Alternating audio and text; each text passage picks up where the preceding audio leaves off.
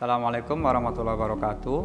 Saya Muhammad Aziz Mulis, NIM 22192990002, mahasiswa PPG Pendidikan Ekonomi Universitas Negeri Yogyakarta. Kali ini akan mempraktikkan pembelajaran PJBL. Assalamualaikum warahmatullahi wabarakatuh. Waalaikumsalam warahmatullahi wabarakatuh. Sehat semua anak-anak? Sehat, Pak. Alhamdulillah. Belum pembelajaran dimulai. Oh ya, berdiri dulu semua. Wahyu, Fajar, silakan masukkan dulu bajunya.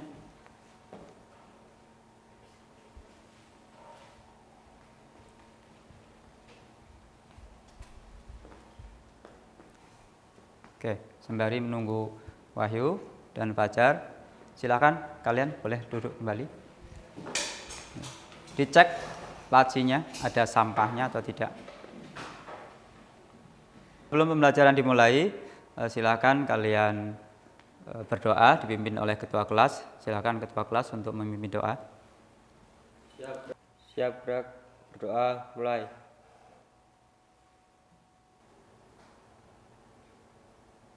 Doa selesai. Alhamdulillah.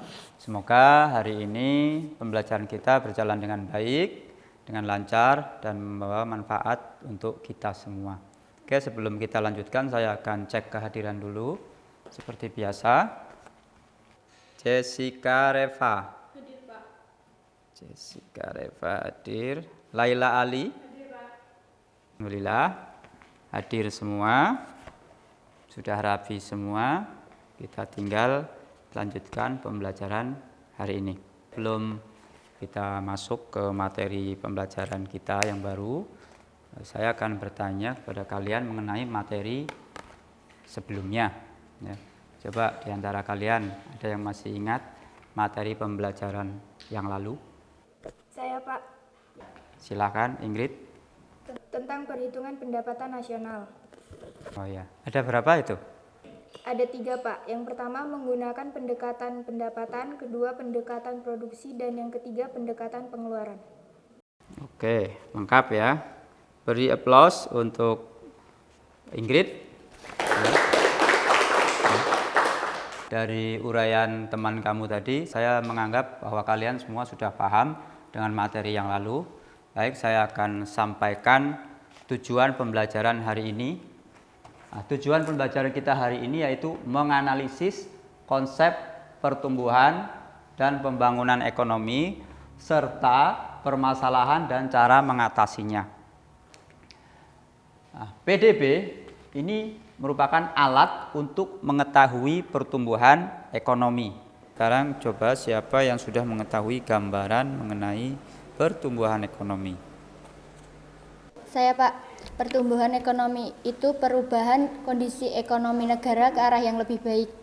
Setelah kalian mendengarkan penjelasan tersebut dan keterangan dari kawan-kawan kalian, kalian akan berdiskusi dengan kelompok kalian masing-masing untuk memecahkan suatu proyek. Baik, saya bagi kelompok 1, ini anggotanya Ingrid, Wahyu, Jessica, Laila Ali. Silahkan kumpul, ini mejanya didekatkan.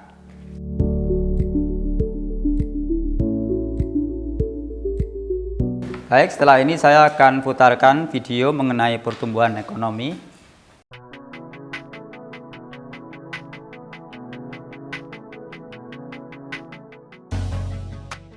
Badan Pusat Statistik mencatat pertumbuhan ekonomi Indonesia pada kuartal kedua 2022 mencapai 5,44% secara tahunan atau year on year.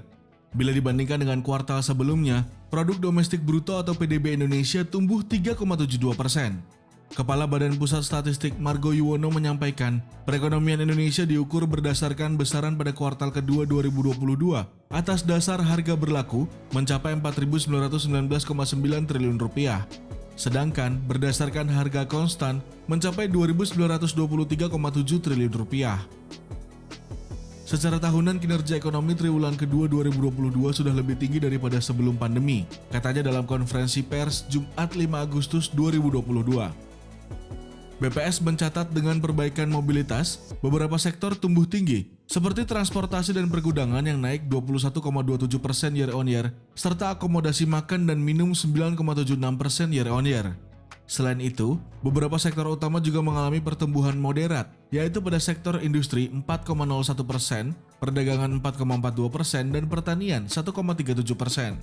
Adapun, secara tahunan, ekonomi Indonesia tumbuh secara konsisten. Pertumbuhan ekonomi Indonesia juga ditopang oleh harga komoditas seperti batu bara. Alhasil, Indonesia menikmati surplus neraca perdagangan 15,55 miliar US dollar atau 230,85 triliun rupiah pada kuartal kedua 2022. BPS mencatat kondisi pertumbuhan Indonesia di atas negara-negara besar, misalnya China yang pada kuartal kedua 2022 tumbuh 0,4% year on year. Pada periode yang sama, Amerika Serikat tumbuh 1,6% year on year. Secara umum, mitra dagang tetap tumbuh meski melambat, kecuali Vietnam yang kuartal kedua tumbuh 7,7%, lebih tinggi dibandingkan kuartal pertama maupun kuartal kedua 2022, kata Margo.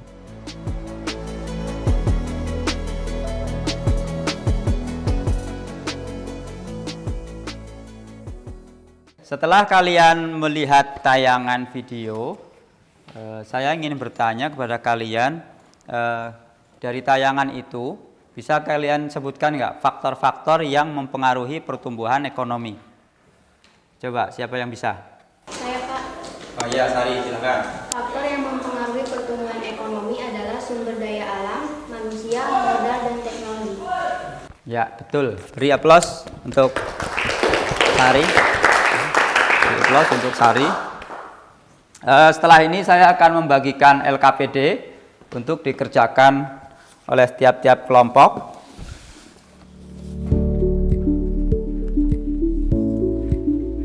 Ya, silakan. Kelompok.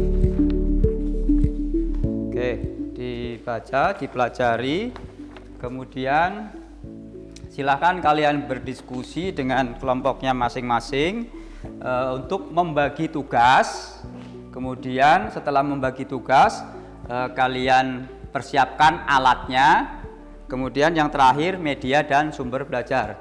Silakan kalian diskusikan siapa ketua, yang mencari alat siapa, dan seterusnya.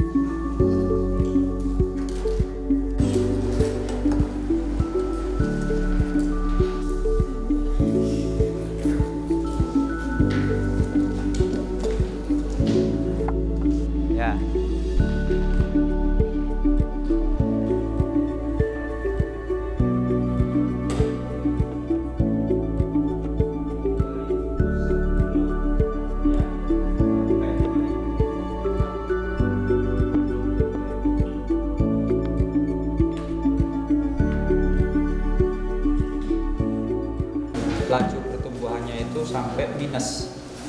Kamu cari selisihnya paling besar itu apa? Ya, Iya, Pak. ada di sana. Oke, kelompok ini sudah 90%. Sebelah ini juga sudah hampir selesai. Ini sudah selesai malah ya. Oke, kelompok ini sudah semua.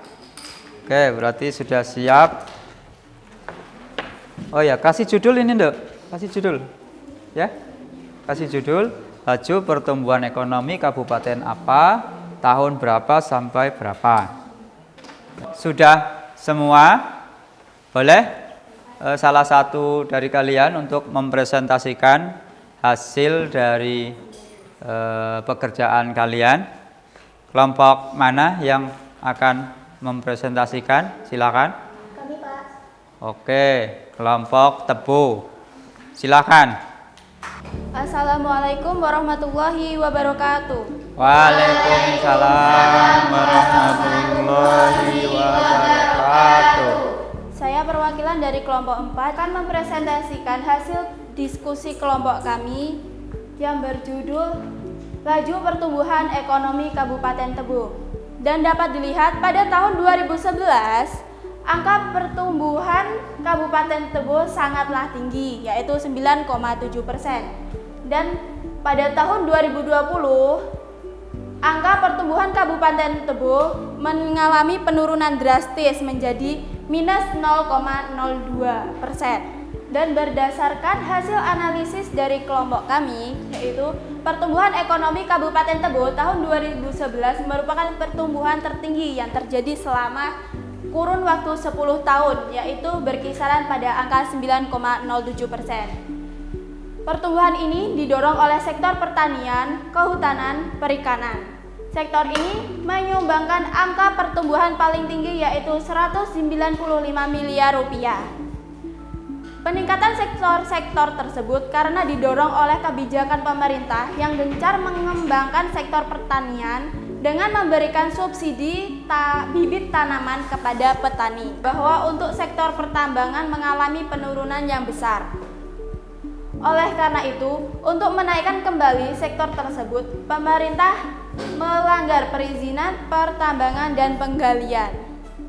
Baik, jika ada yang kurang paham silahkan ditanyakan.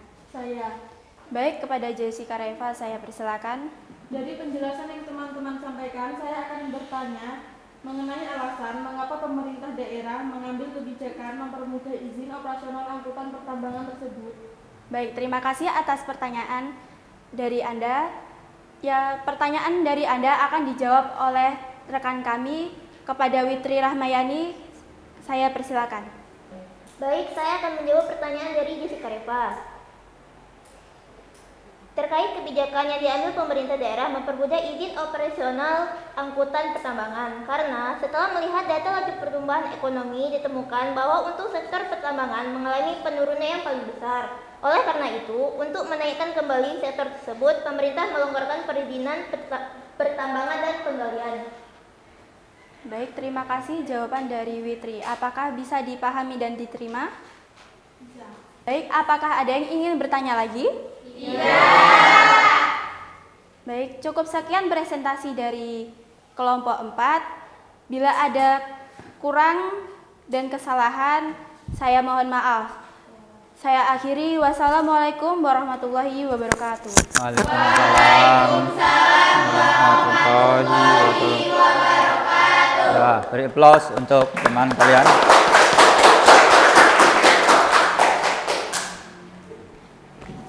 Selama kalian melaksanakan proyek kemarin, ada tidak yang menemui kendala atau hambatan? Kalau kendala yang sangat berat tidak ada, Pak. Tapi kami sempat berdiskusi lama karena menghitung cara perhitungan dan menganalisisnya. Setelah tugas ini selesai, saya puas dengan hasil dari diskusi kelompok saya. Alhamdulillah. Tepuk tangan untuk kita semua. Ya.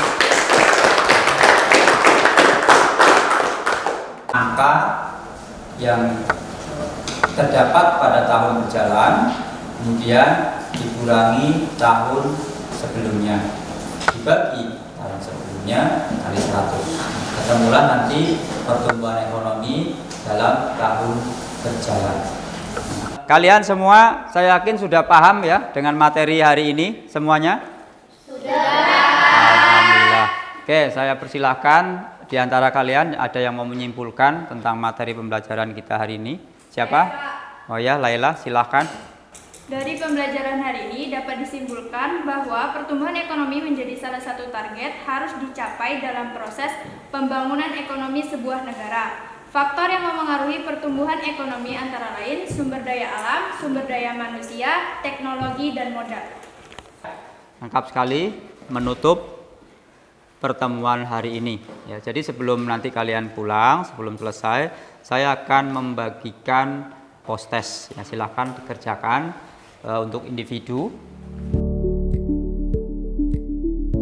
Untuk materi yang akan datang tentang ketenaga kerjaan, silahkan kalian pelajari kalian baca referensi-referensi yang ada di sekitar kalian. Sumber belajarnya boleh dari internet, boleh dari buku, ini artikel maupun dari YouTube. Atau anak-anak sekarang ini kan suka TikTok. Nah, di TikTok itu ada juga materi pembelajarannya. Silakan nanti pelajari dari mana saja untuk melengkapi referensi kalian.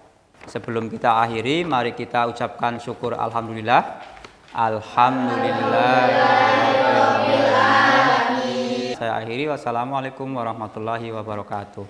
Waalaikumsalam warahmatullahi wabarakatuh.